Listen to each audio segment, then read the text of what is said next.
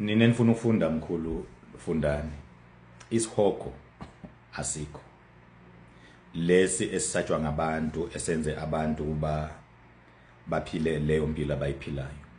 Mina lithe lami phila impilo eqondile ngoba lento ikhona egazini lakho. Kodwa noma uyiphila impilo eqondile, ngicela wazi kahle ukuthi awunaso isiqiniseko sokuthi uyolala ngokuthula. Abagcugcuzela isihogo nezulu elingabonwa abanawo amehlo kamoya.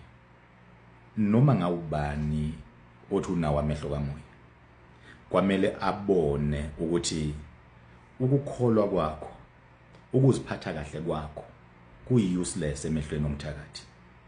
Ngeke kukuvimbe ukuba umthakathi engagangi ngawo. So ngithi mina iya enkonzweni ngoba kuyindlela yakho yokuphila, uphila impilo eqondile.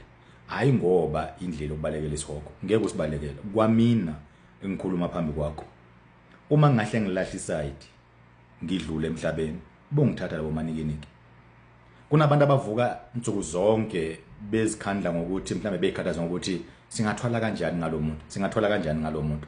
Kangakanani ngosuku lomncwabo lapho wonke umuntu uzoya khona, even nabangabingeleli nokubingelela, nabangabhali nokubhala bazoya.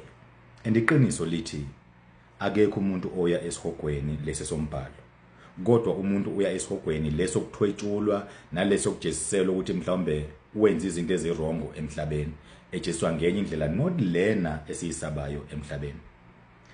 Umuntu owenza okubi uzawujeza, nomuntu owenza okuhle ngosuku lokuhamba kwakhe emhlabeni angasithola ejezile.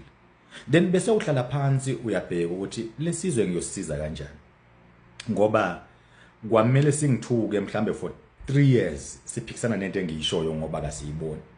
Kodwa wena othukwayo unenhloso ukuthi labantu babheka impilo ngamanye amehlo, ngoba abathakathi njengamanje basahamba phambili, bawu number 1. Bancane kakhulu abantu abachallenger umthakathi.